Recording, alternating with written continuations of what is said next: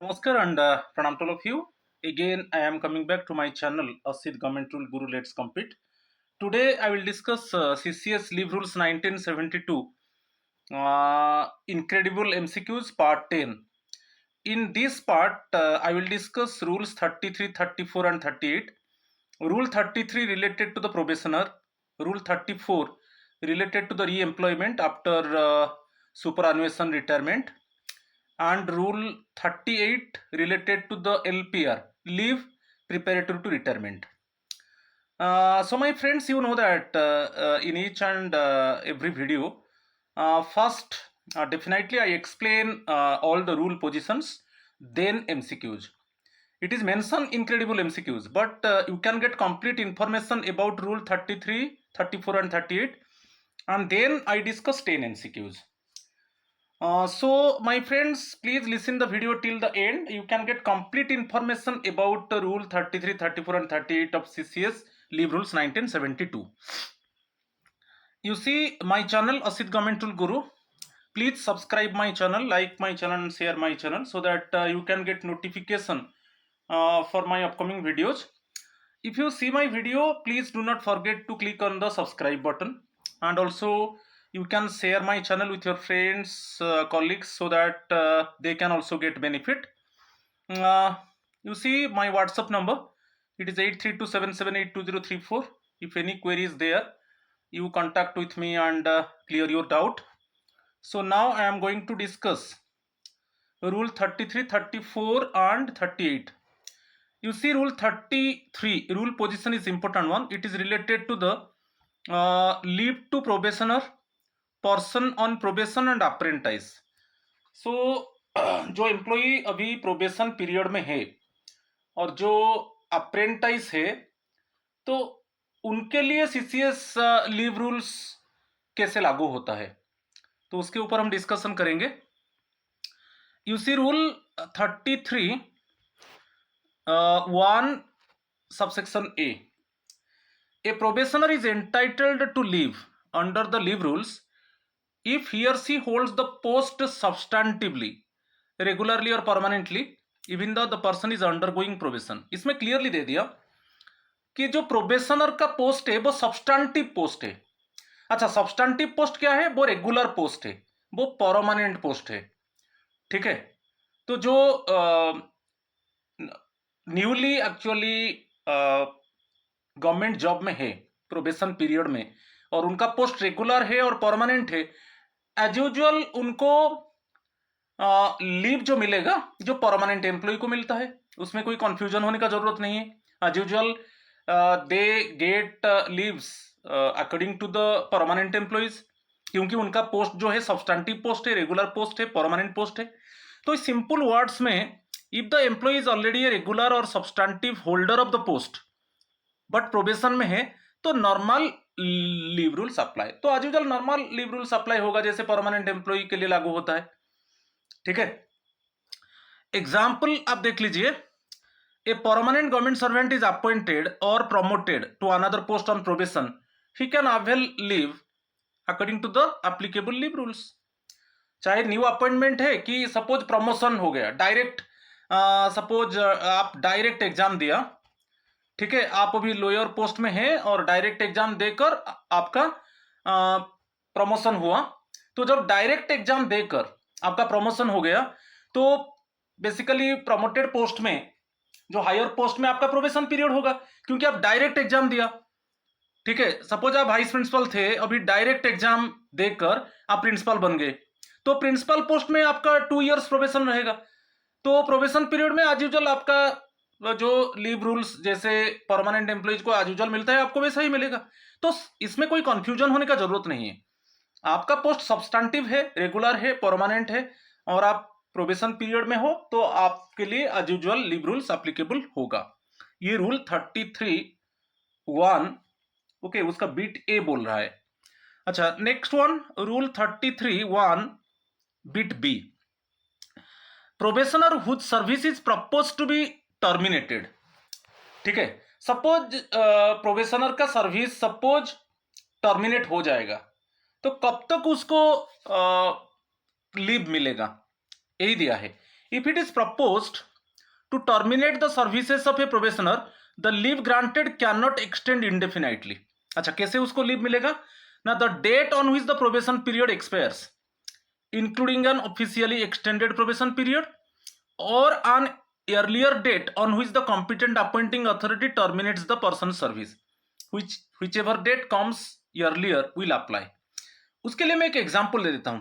Suppose आपका probation period suppose अगस्त 31 में expire हो रहा है आपका प्रोबेशन पीरियड, ठीक है, और जुलाई 31 में आपको टर्मिनेट कर दिया गया, आपको टर्मिनेट कर दिया गया जॉब से। आपका अगस्त 31 में प्रोबेशन पीरियड आपका खत्म होगा, एक्सपायरी होगा, मगर जुलाई 31 में आपको टर्मिनेट कर दिया गया, तो आपको जो लीव मिलेगा जुलाई 31 तक मिलेगा, क्योंकि जुलाई 31 जो है उसको टर्मिनेट कर दिया गया, मीन्स जुलाई तक आपको लीव मिलेगा।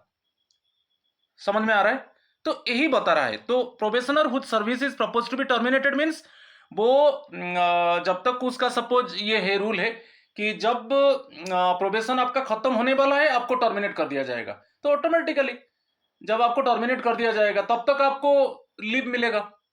जैसा मेरा एग्जांपल में जुलाई 31 आपका एक्सपायरी हो रहा है, अगस्त 31 में आपका प्रोबेशन खत्म होने वाला है, मगर आपको टर्मिनेट कर दिया गया जुलाई 31, तो जुलाई 31 तक आपको लीव मिलेगा, ठीक है। तो वही बता रहा है रूल 33(1)(b), इसमें कोई कंफ्यूजन नहीं है। चलो नेक्स्ट वन, वही एग्जांपल दे दिया, प्रोबेशन एंड्स 30 जून, एक example, service is terminated earlier, 31 मई में आपका प्रोबेशन खत्म हो रहा है जून 30 में, मगर आपका सर्विस को टर्मिनेट कर दिया गया 31 मई में, तो लीव जो मिलेगा 31 मई तक मिलेगा, उसका बियॉन्ड नहीं मिलेगा। Leave can not continue beyond 31 मई, यही बोल रहा है रूल रूल 33(1) उसका बिट बी, यही बोल रहा है।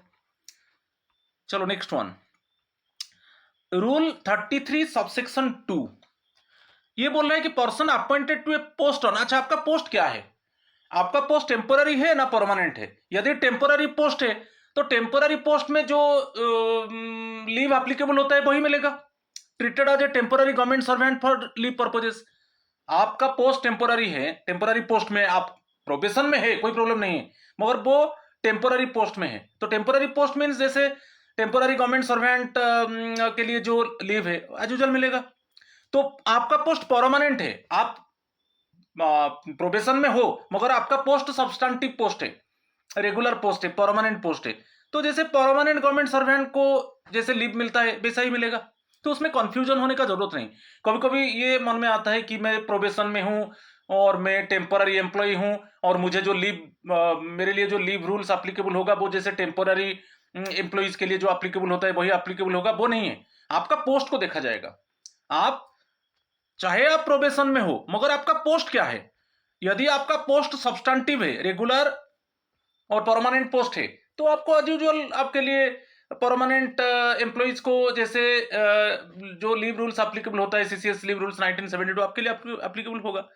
यदि आपका पोस्ट एक्चुअली टेम्पोररी है, ठीक है, तो टेम्पोररी एम्प्लॉइज के लिए जो लीव रूल्स एप्लीकेबल है, जो लीव एप्लीकेबल है वही एप्लीकेबल होगा, ठीक है। ये रूल 33 सबसेक्शन 2 बोल रहा है। Rule position is important one, क्योंकि रूल पोजीशन के ऊपर भी क्वेश्चन आ रहा है। चलो नेक्स्ट वन, कुछ इंपॉर्टेंट प्रोविजन है लीन के ऊपर। देखिए मैं एक एग्जांपल देता हूं, आपका पोस्ट टीजीटी था, सपोज आप टीजीटी मैथ थे, अभी आप पीजीटी बन गए, ठीक है, आप इसमें डायरेक्ट रिक्रूटमेंट डीआर में कर दिया, डायरेक्ट रिक्रूटमेंट में आपका पीजीटी में पोस्टिंग हो गया, मगर इस मैथ्स में आपका लीन आप लिया है, ठीक है, आप टीजीटी पोस्ट में लीन लिया है, तो अभी आपका पीजीटी पोस्ट जो डायरेक्ट रिक्रूटमेंट होने के बाद पीजीटी पोस्ट के ऊपर आपका प्रोबेशन पीरियड रहेगा कि नहीं, प्रोबेशन 2 इयर्स रहेगा, मगर आपका प्रीवियस टीजीटी पोस्ट के ऊपर लीन है, ठीक है।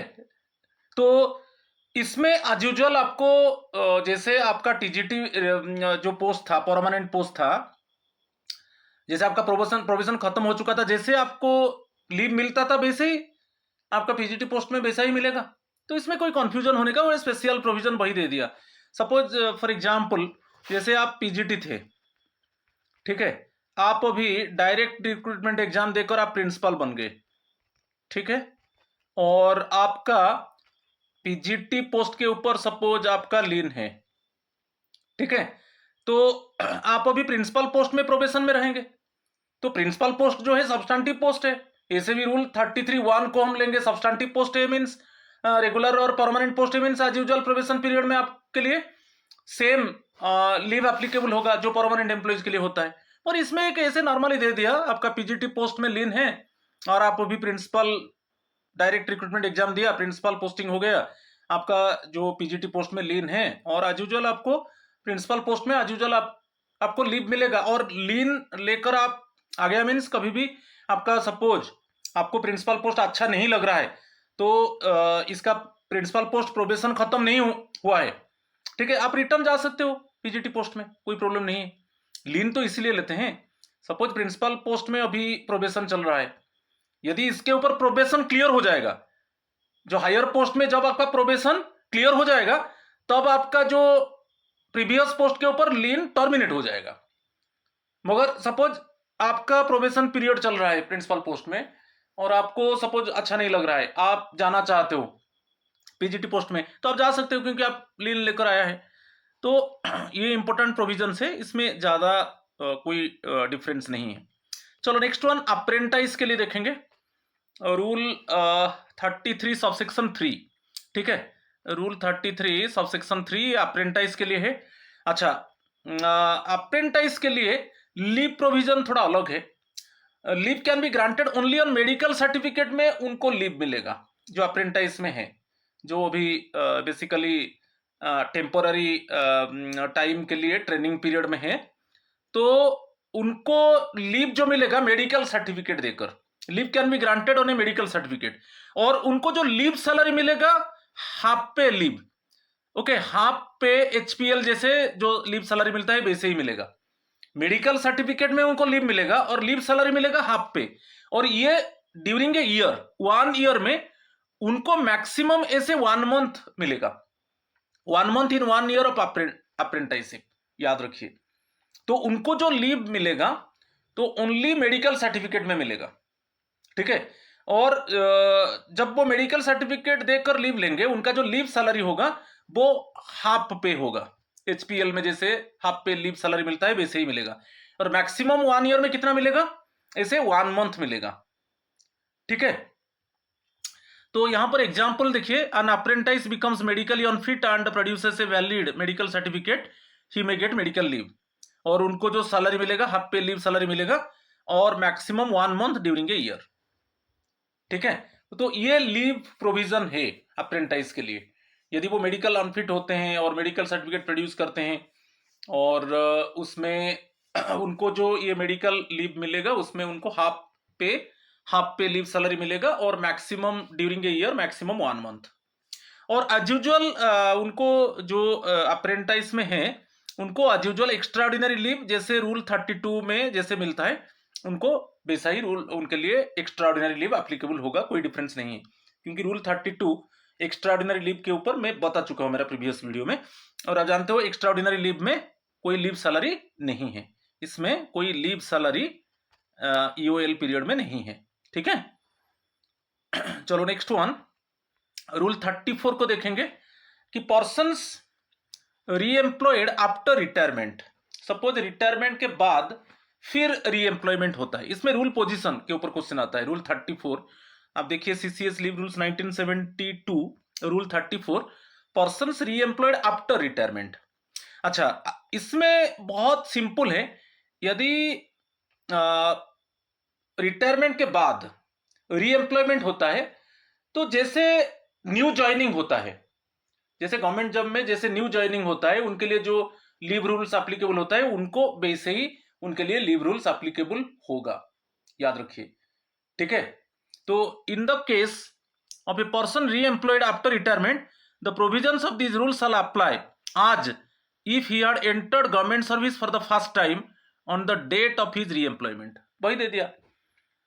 यदि रिटायरमेंट के बाद आपका फिर गवर्नमेंट जॉब में रीएम्प्लॉयमेंट होता है, कि ये रूल है, जैसे एक कैंडिडेट न्यूली ज्वाइन करता है गवर्नमेंट जॉब में, और उसको जो जैसे एज यूजुअल प्रोबेशन पीरियड होता है, और प्रोबेशन पीरियड में हम देखेंगे सब्सटैंटिव पोस्ट, रेगुलर और परमानेंट पोस्ट है तो एज यूजुअल उसको लीव मिलेगा जैसे परमानेंट एम्प्लॉय को मिलता है, तो वैसा ही उनको न्यू एंट्रेंट के हिसाब से लिया जाएगा। ठीक है, रिटायरमेंट हो गया, सुपरएनुएशन रिटायरमेंट हो गया, रिटायरमेंट की वॉल्यूंटरी रिटायरमेंट हो गया, इसके बाद यदि रीएम्प्लॉयमेंट होता है तो रीएम्प्लॉयमेंट जो होगा उनके लिए एज यूजुअल जैसे न्यू कैंडिडेट का गवर्नमेंट जॉब में एंटर होता है वैसा ही एंटर होगा। ठीक है, तो एक एग्जांपल में दे दिया, यहां पर देखिए, mister A retired from government service on 31 March 2026, he was reemployed on 1 July. 31 March 2026 में रिटायर्ड हो गए, फिर उनका रीएम्प्लॉयमेंट हो गया 1 जुलाई 2026। तो under rule 34 for applying these leave rules he is treated as if he entered the government service for the first time on 1 July. जैसे हम लेंगे कि वो first time government job join किया 1 जुलाई में, 1 जुलाई 2026। क्लियर, इसमें कोई कंफ्यूजन नहीं। चलो next one, rule 38, leave preparatory to retirement. ये बहुत इंपॉर्टेंट पार्ट है, रूल पोजीशन भी बहुत इंपॉर्टेंट है। एलपीआर के ऊपर हम डिस्कस करेंगे। तो एलपीआर जानते हो, just before retirement, okay, up to the retirement date. आप रिटायरमेंट डेट जो जिस डेट में आप रिटायर करेंगे उसको भी इंक्लूड करना है। तो रूल 38(1) ये बोल रहा है कि गवर्नमेंट सर्वेंट में be permitted by the authority competent to grant leave to take leave preparatory to retirement to the extent of earn leave due not exceeding 300 days together with half pay leave due, subject to the condition that such leave extends up to and includes the date of retirement। अच्छा, इसको मैं clarify कर देता हूं। इसमें क्या है, मैं बताया कि before retirement, immediately before retirement, और रिटायरमेंट जो जिस डेट में आप रिटायर करेंगे वो डेट में इंक्लूड होगा।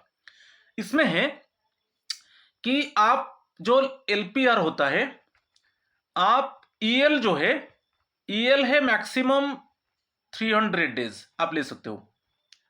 ठीक है, प्लस एक अलग है एचपीएल जो ड्यू है, आप ले सकते हो। ठीक है, बिफोर रिटायरमेंट। और इसमें बोल रहा है इंक्लूडिंग, ये जो चलेगा एक्सटेंड होगा, ये जो एक्सटेंड होगा up to date of retirement. इसमें कोई confusion, up to date of retirement याद रखिए। ठीक है, up to date of retirement. तो ईएल मैक्सिमम 300 days और एचपीएल अलग सेपरेट लीजिए, एचपीएल ड्यू। ठीक है, up to date of retirement जो जिस डेट में कंसर्न एम्प्लॉय रिटायर होगा वो डेट को भी इंक्लूड आप कर दीजिए। अच्छा, उसमें एग्जांपल देता हूं। सपोज आप एलपीआर लेना चाहते हो, आपका ईएल है 280 days है ईएल, और एचपीएल है सपोज 100 days। तो इसमें रूल बता रहा है आप कितना दिन एलपीआर ले सकते हो। तो ईएल आपका तो मैक्सिमम ईएल 300 days, तो यहां पर टोटल एलपीआर आप 380 days ले सकते हो, कोई प्रॉब्लम नहीं है।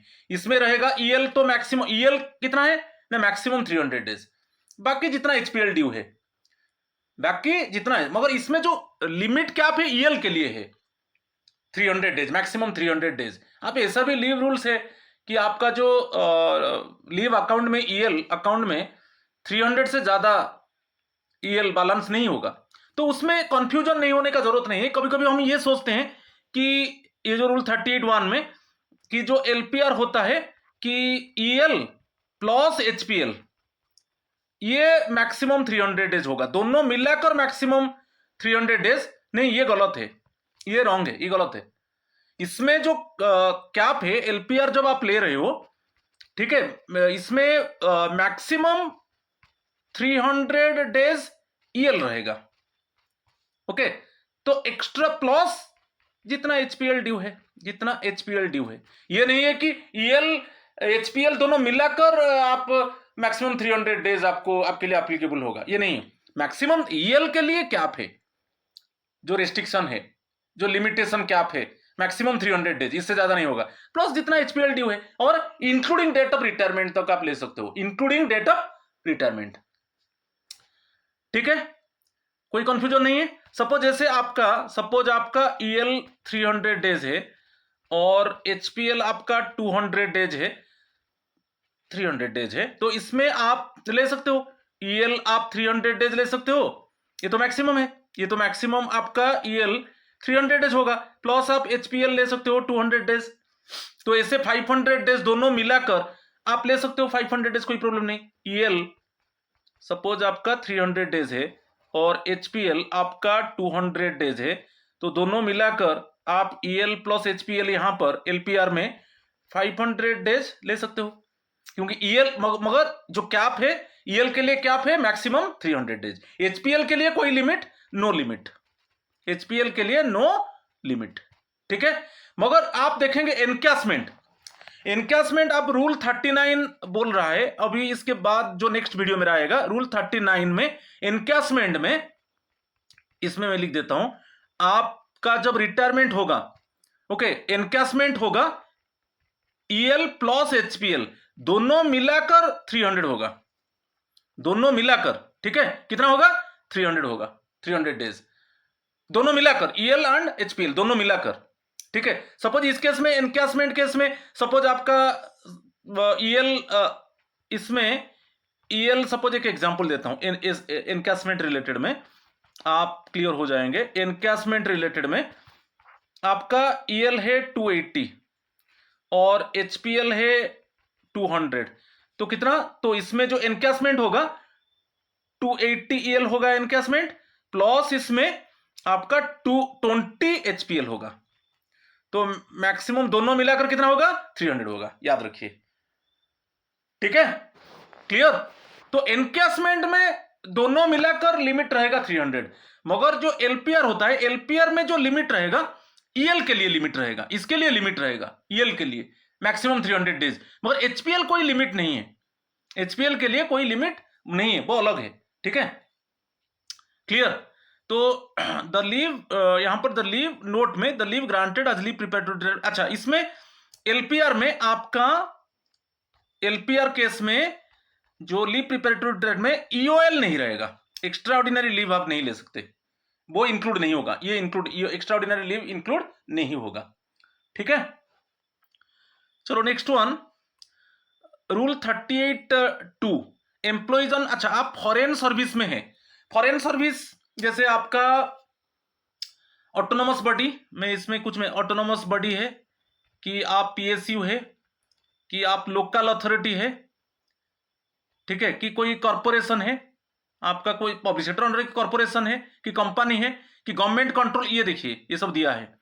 If the employee is working on foreign service under a government control, suppose आप फॉरेन सर्विस में चले गए, लोकल अथॉरिटी में है कि कॉर्पोरेशन और कंपनी कि गवर्नमेंट कंट्रोल और फाइनेंस बॉडी, इसमें वही है, सपोज ऑटोनोमस बॉडी है कि पीएसयू है कि लोकल बॉडी है कि कोई कॉर्पोरेट सेक्टर है, कोई कंपनी है, इसमें चले गए, तो उसमें आपका सैंक्शनिंग अथॉरिटी, अच्छा, आपका जो एलपीआर का नॉर्मली सैंक्शनिंग अथॉरिटी वही है, लीव अथॉरिटी है, कभी आपको कंफ्यूजन नहीं होना है। सपोज आप जस्ट बिफोर सुपरएनुएशन आप एलपीआर लेना चाहते हो, तो आपका सैंक्शनिंग अथॉरिटी है वही लीव अथॉरिटी। ठीक है, तो उसमें यहां पर यदि आप फॉरेन सर्विस में है और यहां पर आप लोकल अथॉरिटी में, suppose autonomous body, public sector undertaking, कोई कॉर्पोरेशन, कोई कंपनी, कोई गवर्नमेंट कंट्रोल्ड और फाइनेंस बॉडी, इसमें आप फॉरेन सर्विस में चले गए, तो वहां पर सपोज आपका एलपीआर को कौन सैंक्शन करेगा, तो वहां पर जो है एलपीआर सैंक्शन करेगा फॉरेन एम्प्लॉयर, मगर वो but must obtain the concurrence of the lending authority, वो बातचीत करेगा लेंडिंग अथॉरिटी से। एक्चुअली एलपीआर जो देगा फॉरेन एम्प्लॉयर देगा, याद रखिए, इसके ऊपर क्वेश्चन आता है, इसमें आपका एलपीआर सैंक्शन करेगा foreign employer, but he must actually inform to the lending authority, must obtain the concurrence of the lending authority, must inform to the lending authority। ठीक है, ये है। और एनकैशमेंट एज यूजुअल आपको एनकैशमेंट यहां पर मिलेगा, सपोज आप सुपरएनुएशन रिटायरमेंट है, जैसे आपका मैं बताया था अभी, ईएल एचपीएल दोनों मिलाकर मैक्सिमम 300 आपका एनकैशमेंट होगा, यहां पर एनकैशमेंट मिलेगा इस केस में। ठीक है, क्लियर। मगर यहां पर जो सैंक्शन एलपीआर कौन सैंक्शन करेगा? आप अभी तो आपका डिपार्टमेंट में नहीं हो, आप अभी फॉरेन सर्विस में हो और आपका रिटायरमेंट होने वाला है और रिटायरमेंट बिफोर रिटायरमेंट आप एलपीआर ले सकते हो, तो वहां पर कौन सैंक्शन करेगा? वहां पर सैंक्शन करेगा foreign employer, but foreign employer actually consult with lending authority. Okay, वो लेंडिंग अथॉरिटी को इन्फॉर्म करेगा और लेंडिंग अथॉरिटी के साथ कंसल्ट करेगा। वही है must obtain a concurrence of the lending authority. और एज यूजुअल आपको एनकैशमेंट भी मिलेगा। वहीं पर रिटायरमेंट हो गया, आपका जो सब्जेक्ट है, लिमिट है मैक्सिमम ईएल एंड एचपीएल 300, मैं एक एग्जांपल दिया था, तो वही एज यूजुअल एनकैशमेंट मिलेगा। ठीक है, चलो नेक्स्ट वन, रूल 38(3). अच्छा, आप फॉरेन सर्विस में चले गए मगर under other local body. Other local body कोई प्राइवेट बॉडी हो सकता है। ओके, कोई प्राइवेट बॉडी की कोई बॉडी में चले गए, इट इज नॉट कंट्रोल्ड और finance by the government. If the foreign employer is a local body not covered by rule 38(2)(a), जो रूल 30 जैसे ऑटोनोमस बॉडी था, पीएसयू था, कॉर्पोरेशन था, कंपनी था कि कंट्रोल्ड और फाइनेंस बाय द गवर्नमेंट, यहां पर नहीं है। यहां पर आप ले जाइए, सपोज मैं बोल दिया प्राइवेट बॉडी, आप अभी फॉरेन सर्विस में कोई प्राइवेट बॉडी में काम कर रहे हो, तो इस केस में क्या होगा ना, आपको एलपीआर इज एडमिसेबल ओनली। कब एलपीआर एप्लीकेबल होगा ना, इसको जॉब को क्विट करना है। इस केस में यदि आपका फॉरेन सर्विस अभी प्राइवेट बॉडी में है और इट इज नॉट कंट्रोल्ड और finance by the government, it is not aided by the government, तो इस केस में जो एलपीआर एडमिसेबल होगा वो जॉब को क्विट करना पड़ेगा। Only when the employee quits duty under that foreign employer, वो जो फॉरेन एम्प्लॉयर अंडर में वो काम कर रहा है उसको वो क्विट करेगा, तब जाकर उसको एलपीआर मिलेगा। ठीक है, और इसमें दे दिया अच्छा, यहां पर एनकैशमेंट होगा कि नहीं? सपोज यहीं पर आप कंटिन्यू करना चाहते हो, ये प्राइवेट बॉडी में, सपोज यहां पर मैं लिख दिया प्राइवेट बॉडी में आप है, तो प्राइवेट बॉडी में है मींस आपको एलपीआर लेने के लिए इसमें आपको क्विट करना पड़ेगा। ओके, ये फॉरेन एम्प्लॉयर को क्विट करना पड़ेगा, तब आपको एलपीआर मिलेगा। अच्छा, आप क्विट नहीं किया, कंटिन्यू किया। अच्छा, कंटिन्यू करने के बाद क्या आपको एनकैशमेंट मिलेगा? जैसे आप आफ्टर रिटायरमेंट एनकैशमेंट मिलता है, मैं बताया था एनकैशमेंट जैसे ईएल दोनों मिलाकर, ईएल एचपीएल कितना मैक्सिमम कितना बोला था, 300 डेज का, 300 डेज का एनकैशमेंट होगा। क्या यहां पर मिलेगा? यहां पर नहीं मिलेगा, एनकैशमेंट यहां पर नहीं मिलेगा क्योंकि ये प्राइवेट बॉडी है। ओके, तो वही दिया है। यदि आप कोई लोकल बॉडी, कोई corporation, autonomous body, public sector undertaking और the suppose company controlled by the government और फाइनेंस बाय द गवर्नमेंट की कंट्रोल्ड बाय द गवर्नमेंट, वहां पर ठीक है। और यहां पर जो यदि फॉरेन जो एम्प्लॉयर है आपका वो प्राइवेट बॉडी है and it is not controlled और फाइनेंस बाय द गवर्नमेंट, इसमें आपको एलपीआर लेना है तो ये फॉरेन एम्प्लॉयर को क्विट करना पड़ेगा। और यदि इसी में आप कंटिन्यू करना चाहते हो और आपका रिटायरमेंट हो गया, क्या आपको एनकैशमेंट मिलेगा? जो वैसे नॉर्मली होता है, ईएल एचपीएल दोनों मिलाकर 300 डेज एनकैशमेंट कर सकते हैं, क्या मिलेगा? वो नहीं मिलेगा एनकैशमेंट। ठीक है, क्लियर। तो ये जो तीनों रूल के ऊपर, रूल 33, 34 एंड 38 में एक्सप्लेन किया। अभी हम कुछ एमसीक्यूज को चलेंगे, 10 एमसीक्यूज को चलेंगे। क्वेश्चन नंबर 1 देखिए, a person holding A substantive permanent post of assistant section officer is appointed to a higher temporary post of a section officer on probation for the purpose of entitlement to leave under CCS leave rules 1972. How shall this employee be treated during the period of probation? कोई problem नहीं है इसमें। आप rule 33 इसको देख लीजिए, 33(1) subsection ए को देख लीजिए। इसमें क्लियरली मेंशन है, वो पहले असिस्टेंट सेक्शन ऑफिसर था, अभी उसमें उनका पोस्ट जो था सब्सटैंटिव पोस्ट था। अच्छा, ये appointed to higher temporary post of section officer on probation, अभी वो सेक्शन ऑफिसर हो गया। ओके, मगर वो प्रोबेशन पीरियड में है। ठीक है, तो मगर प्रोबेशन पीरियड में है मगर सब्सटैंटिव पोस्ट है, रेगुलर पोस्ट है, परमानेंट पोस्ट है, तो एज यूजुअल उसको जैसे असिस्टेंट सेक्शन ऑफिसर में जैसे लीव मिलता था वैसा ही मिलेगा। तो यहां पर देखिए ऑप्शन आ जाए, temporary government servant because the post against which he is appointed on probation is temporary, as a permanent government servant because he already holds a lien on a permanent post before such appointment, as a probationer without leave entitlements until confirmation in the higher post, entitled only to extraordinary leave under rule 32 until completing the probation period. तो वही है, person holding a substantive permanent post of assistant section officer is appointed to a higher temporary post of section officer on probation. तो जो previous post होगा वो previous post में automatically आपका लीन है, प्रीवियस पोस्ट में लीन रहेगा ना आपका। तो इसमें एज यूजुअली आपको ये जो है option B is the correct answer. As a permanent government servant because he already holds a lien on a permanent post before such appointment. तो इस तरीके का केस में प्रॉब्लम नहीं है। इस तरीके का केस में आपका जो हायर पोस्ट है, अभी हायर पोस्ट है मगर आप प्रोबेशन में हो, मगर वो सब्सटेंटिव पोस्ट है, वो रेगुलर और परमानेंट पोस्ट है। तो इसके लिए एज यूजुअल आपको जैसे परमानेंट एम्प्लॉइज को लीव एप्लीकेबल होता है और आपका प्रीवियस पोस्ट में जैसे लीव आप मिलता था वैसा ही मिलेगा। तो यहाँ पर option B is the correct answer. इसमें कंफ्यूजन नहीं होना है, क्योंकि यहाँ पर प्रीवियस पोस्ट जो था आपका सब्सटेंटिव पोस्ट वहां पर लीन है। सपोज अभी अब आप यहाँ पर काम कर रहे हो, appointed to higher temporary post of section officer on probation में हो, आप प्रीवियस पोस्ट में आपका लीन है, ठीक है कि नहीं। तो यहाँ पर option B is the correct answer. Question number 2, consider the following statements related to CCS leave rules 1972। Correct statement को देखेंगे। An apprentice is entitled to leave on medical certificate on full pay salary for up to 30 days in any year of apprenticeship। Full पे नहीं मिलता है उनको, half पे medical certificate देना है। ओके, मेडिकल सर्टिफिकेट में उनको जो मेडिकल लीव मिलेगा उसमें हाफ पे लीव सैलरी मिलेगा। यहाँ पर फुल पे गलत है, और ड्यूरिंग ए ईयर 1 मंथ, तो ये फर्स्ट स्टेटमेंट गलत है, ठीक है। अप्रेंटाइज के लिए आप रूल देख लीजिए ना, रूल आप देख लीजिए 33, आप सबसेक्शन 3 देख लीजिए, रूल 33 सबसेक्शन 3 देख लीजिए, ठीक है। An apprentice is entitled to leave on medical certificate on leave salary equivalent to half pay for a period not exceeding 1 month in any year of apprentice, ये करेक्ट है।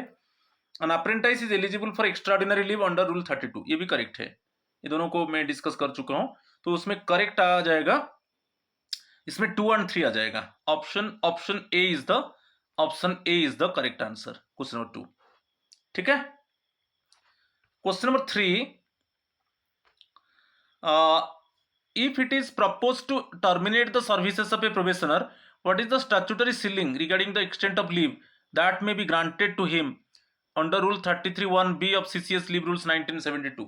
यदि probationer का जो service है उसको टर्मिनेट कर दिया जाएगा तो उसके लिए कब तक उसको लीव ग्रांट होगा। Leave can not be granted under any circumstances once termination is proposed. Leave shall not extend beyond 30 days from the date of the show cause notice. Leave shall not extend beyond the date on which the probationary period expires, or any earlier date on which its services are terminated by the competent authority. Leave can extend up to a maximum 180 days, irrespective of the date of termination or expiry of the probation period। यहाँ पर option C is the correct answer. जब तक suppose up to probationary period जब तक expiry है, नहीं तो जैसे मैं एक एग्जांपल आपको दिया था उसके ऊपर, तो टर्मिनेट हो जाएगा उसका जॉब, प्रोबेशन पीरियड तक सपोज है, फिर टर्मिनेट होगा तो तब तक उसको लीव मिलेगा। कि अर्लियर सपोज पहले से उसको टर्मिनेट कर दिया गया, जब तक वो काम कर रहे तब तक उसको लीव ग्रांट होगा, बियॉन्ड ऑफ दैट उसको लीव ग्रांट नहीं होगा। तो option C is the correct answer. Question number 4, according to CCS leave rules 1972, persons reemployed after retirement Which of the following statements is legally accurate? ये rule 34 बोल रहा है कि जैसे न्यू एंट्रांट का ज्वाइनिंग होता है वैसे ही वो न्यू एंट्रांट होगा, रिटायरमेंट के बाद वो उसका री एम्प्लॉयमेंट हो रहा है। तो जैसे कोई कैंडिडेट का फर्स्ट टाइम एम्प्लॉयमेंट होता है वैसा ही उसका होगा। तो यहाँ पर देखिए options, the leave account of the previous service is revived and carried forward in full upon री एम्प्लॉयमेंट, ऐसा नहीं है। The provisions of the CCS leave rules apply to the re-employed person as if he had entered government service for the first time on the date of his re-employment। ये ठीक होगा, option B correct होगा। The re-employed person is only entitled to casual leave and half pay leave but not on leave, ये गलत है। The leave entitlements of a re-employed person are determined strictly based on his total cumulative prior service, ये नहीं है। तो option B is the correct answer. जैसे new entrant होता है वो न्यू ज्वाइनिंग होता है, वैसे ही न्यू ज्वाइनिंग होगा। तो option B is the correct answer. Question number 5, यहां पर भी करेक्ट आंसर देखेंगे। 3 statements given, which of the following conditions must be satisfied for a government servant to avail of leave preparative to retirement under rule 38(1). It can be taken to the extent of on leave due not exceeding 300 days together with half pay leave due, ये correct है। The leave must extend up to and include the date of retirement, ये जो LPR होगा date of return, जिस date में concern employee it means retire होने वाला है वो भी इंक्लूड होगा। The leave granted as LPR can include a combination of on leave, half pay leave and extraordinary leave, extraordinary leave नहीं होगा, ठीक है। तो उसमें ये स्टेटमेंट गलत है, ठीक है। यहां पर करेक्ट आंसर पूछा है स्टेटमेंट 1 और 2, option A is the correct answer, ठीक है। Question number 6, a central government servant is on foreign service under a private entity, देखिए a body other than a PSU, local authority substantially owned और controlled और finance by the government, he applies for LPR and intends to continue serving that employer, वो उसी employer में continue करना चाहता है। which of the following, अच्छा private entity में वो फॉरेन सर्विस में है, मींस रूल है LPR के लिए अप्लाई करोगे तो फॉरेन एम्प्लॉयर को आपको क्विट करना है। यदि आप फॉरेन एम्प्लॉयर को क्विट करोगे तब LPR मिलेगा। यदि उसमें आप कंटिन्यू करना चाहते हो तो रिटायरमेंट के बाद जो एनकैशमेंट होता है, लीव एनकैशमेंट, वो भी नहीं मिलेगा, ठीक है। तो एक साइड में जॉब क्विट करोगे, क्योंकि प्राइवेट एंटिटी में मैं बता चुका हूं, ओके, जॉब क्विट करोगे तो LPR मिलेगा और लीव एनकैशमेंट मिलेगा। मगर जॉब क्विट नहीं करोगे, उसी प्राइवेट एंटिटी फॉरेन एम्प्लॉयर में कंटिन्यू करोगे तो रिटायरमेंट के बाद आपको लीव एनकैशमेंट भी नहीं मिलेगा, ओके। तो option B is the correct answer. LPR is admissible to him only when he quits duty under the foreign employer and if he continues in service under such foreign employer, he is not eligible for cash payment in lieu of leave, ठीक है। तो ये जो है rule 38, ठीक है, rule 38 आप देखिए 3 में है, ये रूल भी देख लीजिए, क्लियर। अच्छा, next one, question number 7, when a government servant on foreign service under a government controlled public sector undertaking applies for LPR, who takes the decision to grant or refuse it? ये तो बढ़िया है। आपका जो foreign service है वो PSU में है, पब्लिक सेक्टर अंडरटेकिंग में है, कि ऑटोनोमस बॉडी में है, कि लोकल बॉडी में है, कि एनी कॉर्पोरेशन कंट्रोल्ड और फाइनेंस बाय द गवर्नमेंट, तो उसमें प्रॉब्लम नहीं है। इसमें रूल में बताया था कि इस केस में रूल 38(2) देखिए, इसमें क्लियरली मेंशन है कि फॉरेन एम्प्लॉयर ही LPR सैंक्शन करेगा, but he must consult with the lending authority. आपका जो, आप जिस डिपार्टमेंट में, आपका जो ओरिजिनल डिपार्टमेंट है, आपका जो पेरेंट डिपार्टमेंट के साथ वो कंसल्ट करेगा, मगर यहाँ पर फॉरेन एम्प्लॉयर ही LPR को सैंक्शन करेगा। LPR को सैंक्शन करेगा foreign employer, but he must consult with the lending department, ठीक है। तो option C is the correct answer, the foreign employer with the concurrence of the lending authority under the central government, okay. तो वो foreign employer sanction करेगा but consult with the central government, but consult with the it means your actually parent department, जिसको बोलते हैं the foreign employer sanction the LPR, but the foreign employer must consult with the parent department of the concern employee, ठीक है। तो option C is the correct answer, ठीक है। Question number 8, which combination correctly describes an apprentice entitlement under rule 33 subsection 3 of CCS leave rules 1972। Apprentice को जो leave मिलेगा, medical certificate, medical, suppose medically unfit है, वो मेडिकल सर्टिफिकेट देगा, उसको leave मिलेगा। लीव में उसको हाफ पे लीव सैलरी मिलेगा, और ड्यूरिंग ए ईयर 1 मंथ तक, मैक्सिमम 1 मंथ, और EOL एज यूजुअल मिलेगा। एक्स्ट्राऑर्डिनरी लीव जो रूल 32 में है उसको भी मिलेगा। तो option B is the correct answer, ठीक है। Question number 9, a government servant has 270 days of on leave and 200 days of HPL at credit. As per Rule 38(1) of the CCS Leave Rules 1972, what is the maximum duration of leave preparatory to retirement that can be sanctioned to him?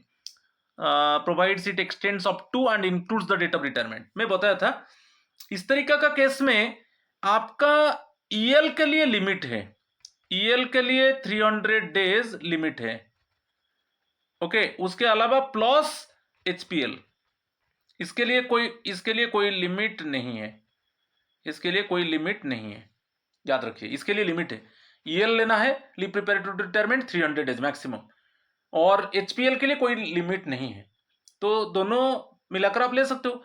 EL maximum 300 days और बाकी जो आपका HPL है, and date of retirement भी include होगा, तो उसमें दिया है कितना है 270 डेज ऑफ EL है और 200 डेज HPL है। तो रूल के हिसाब से आप ऑप्शन सी 470 डेज ले सकते हो, क्योंकि इसका जो कैप है EL का कैप है कितना 300 मैक्सिमम, और अलग जो है HPL जो ड्यू है ले सकते हो, कोई प्रॉब्लम नहीं है।